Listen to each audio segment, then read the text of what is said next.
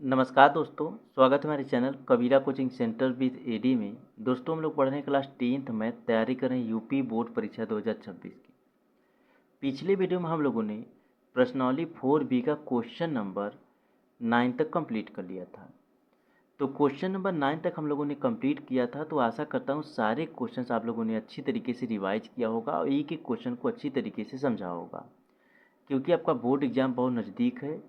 और एक चीज़ मैं आप लोग को और बताना चाहता हूँ मेरे भाई, कि जितने भी क्वेश्चंस हम लोग सॉल्व कर रहे हैं NCERT एंड डॉक्टर मनोहरे दोनों बुक से सारे क्वेश्चंस को हम लोग सॉल्व कर रहे हैं। ठीक है मेरे भाई।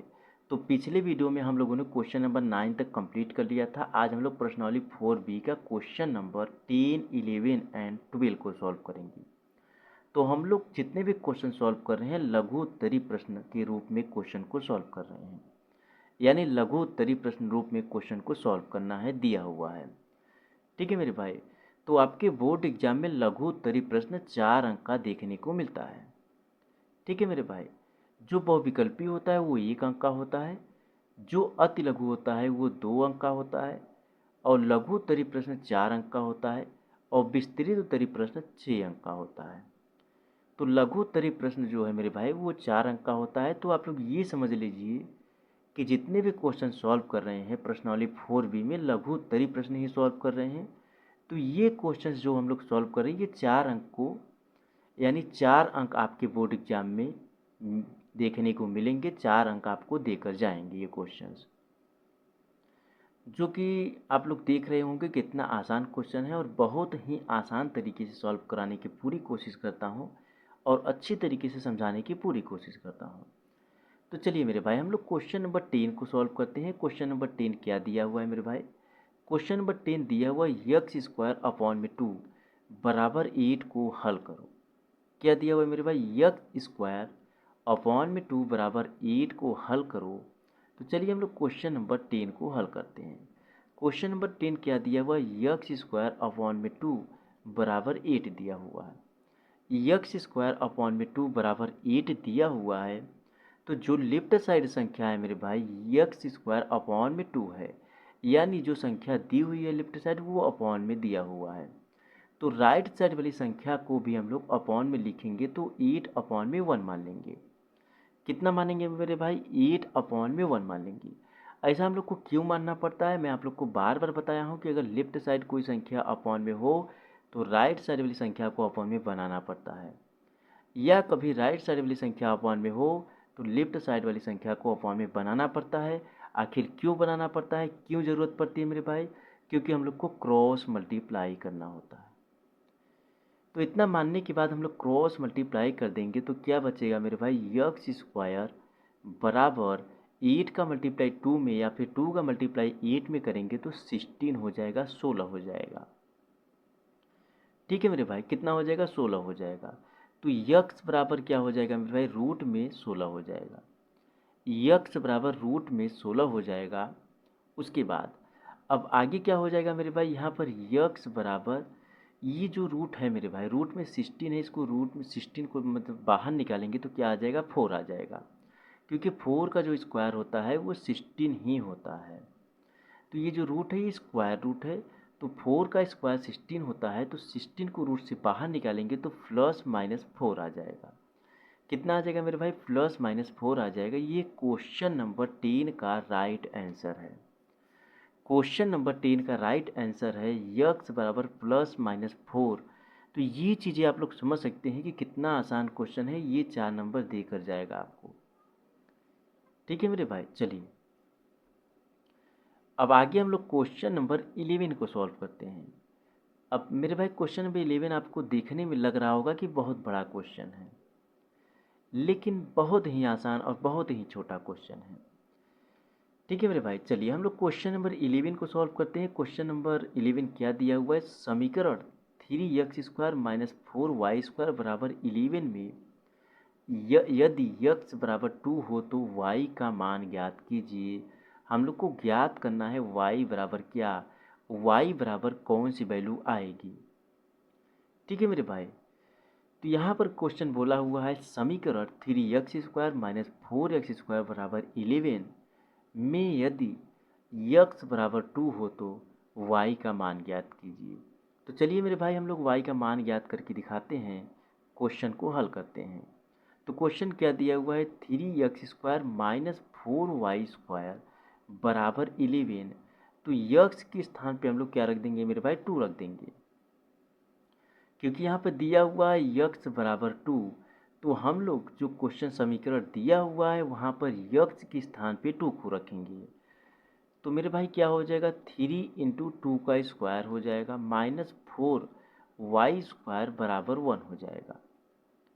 ठीक है मेरे भाई, सॉरी यहाँ पर 11 दिया हुआ है, मैं 1 रखा हूँ, ये मिस्टेक हुआ है, तो आप लोग ध्यान दीजिएगा, यहाँ पर 11 ही रहेगा। तो हम लोगों ने यक्स के स्थान पे 2 को रख दिया। तो जब हम लोगों ने यक्स के स्थान पे 2 को रखा तो यक 2 स्क्वायर हो जाएगा। तो 2 स्क्वायर हो जाएगा तो 3 × 4 हो जाएगा माइनस 4y² बराबर 11 हो जाएगा।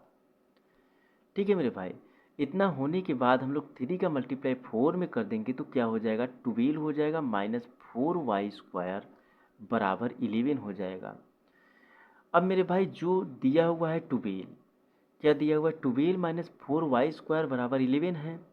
तो जो 12 है मेरे भाई इसको हम लोग राइट साइड लेकर चले जाएंगे।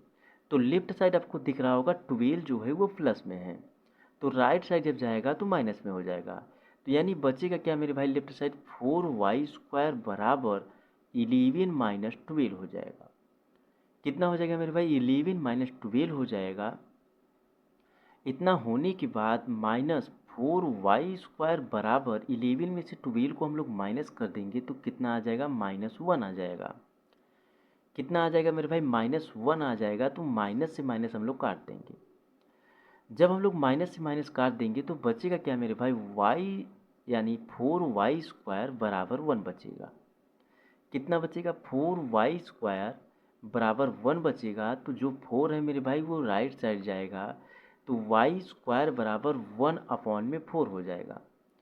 कितना हो जाएगा मेरे भाई, 1/4 हो जाएगा। अब आगे क्या हो जाएगा, y बराबर रूट में 1/4 हो जाएगा।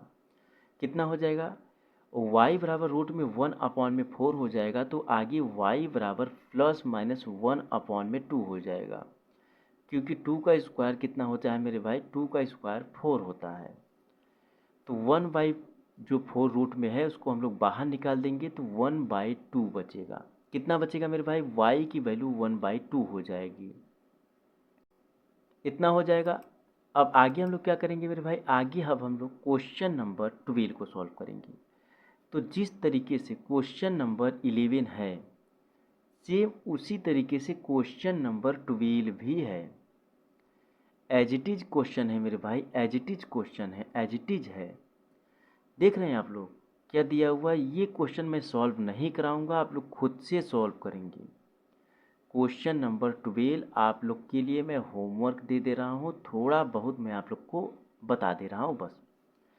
क्वेश्चन नंबर 12 क्या दिया हुआ है, समीकरण 3x² माइनस 4y² बराबर 11 में यदि x बराबर 3 यानी x बराबर -3 हो तो y का मान ज्ञात कीजिए। क्वेश्चन नंबर 11 में भी y का मान ज्ञात करने के लिए बोला था, और क्वेश्चन नंबर 12 में भी माइनस यानी y का वैल्यू ज्ञात करने के लिए बोला है।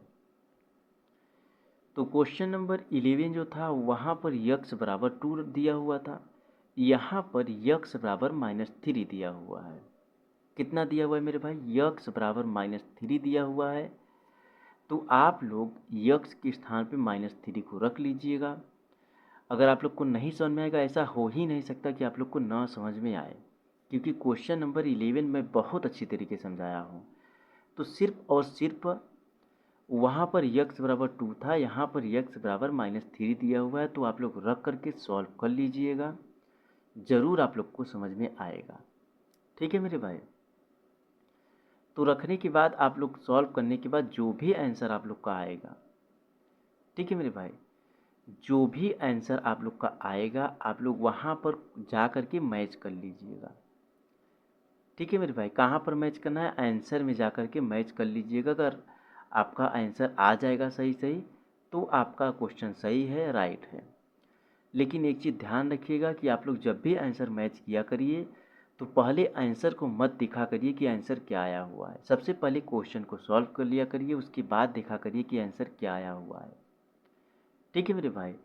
नहीं तो आंसर के हिसाब से आप लोग सॉल्व करेंगे कि मैं ऐसा क्या रखूँ, क्या करूँ कि यह इतना आंसर आ जाए। तो पहले आप लोग क्वेश्चन को सॉल्व किया करिए, जो क्वेश्चन दिया हुआ है उसको सॉल्व किया करिए, उसके बाद आंसर को देखा करिए। आया है तो अच्छी बात है, आंसर आपका क्वेश्चन सही है। अगर नहीं आया हुआ है आंसर तो उसको एक बार दो बार और लगाइए, जब तक आंसर ना आए तब तक लगाइए, उसको समझिए।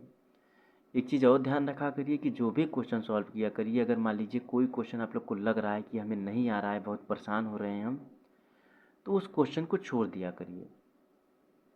उस क्वेश्चन को छोड़ने का मतलब ये है मेरे भाई, हमारे कहने का मतलब ये है कि एक क्वेश्चन को लेकर बैठे रहेंगे तो आप लोग बहुत ज़्यादा टाइम व्यर्थ कर देंगे, बहुत ज़्यादा टाइम वेस्ट कर देंगे। तो इससे अच्छा है कि उस क्वेश्चन को छोड़कर आगे लगाया जाए, आगे के क्वेश्चन को सॉल्व किया जाए।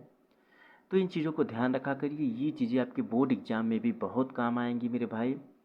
जैसे आप लोग बोर्ड एग्ज़ाम में बैठे हैं, पेपर दे रहे हैं, क्वेश्चन को सॉल्व कर रहे हैं, तो कभी ऐसा होता है कि ये क्वेश्चन नहीं आ रहा है आप लोग को। तो जो भी क्वेश्चन नहीं आ रहा है उन क्वेश्चन को छोड़ करके, उस क्वेश्चन को छोड़ करके आगे के क्वेश्चन सॉल्व किया करिए। ये यहाँ पर ही आप लोग प्रैक्टिस कर लेंगे तो बोर्ड एग्ज़ाम में बहुत हेल्प करेगा आपका।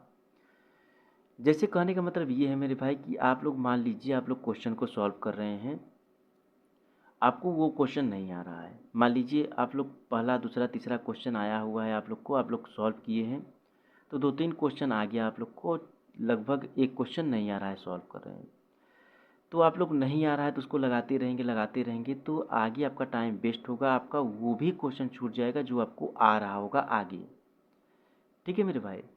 तो ये चीज़ ध्यान रखा करिए कि जो क्वेश्चन नहीं आ रहा है उसको छोड़कर आगे बढ़िए, ताकि आपका कोई भी क्वेश्चन बोर्ड एग्जाम में न छूट पाए, सारे क्वेश्चन सॉल्व हो पाए, एक क्वेश्चन के चक्कर में और नंबर न कटने पाए। ठीक है मेरे भाई। तो ये चीज़ें गौर किया करिए, अच्छी तरीके से मेहनत किया करिए और पढ़ाई भी बहुत अच्छी तरीके से किया करिए, बार बार मौका नहीं मिलेगा आप लोग को। ठीक है। तो चलिए क्वेश्चन नंबर 12 आप लोग के लिए होमवर्क है, और सिर्फ एक्स के स्थान पे -3 को रखना है। आप लोग सॉल्व कर लीजिएगा, आंसर को मैच कर लीजिएगा। मिलता हूँ फिर से एक नए वीडियो में, तब तक जो भी क्वेश्चन सॉल्व कराए हो रिवाइज कीजिए। धन्यवाद मेरे भाई।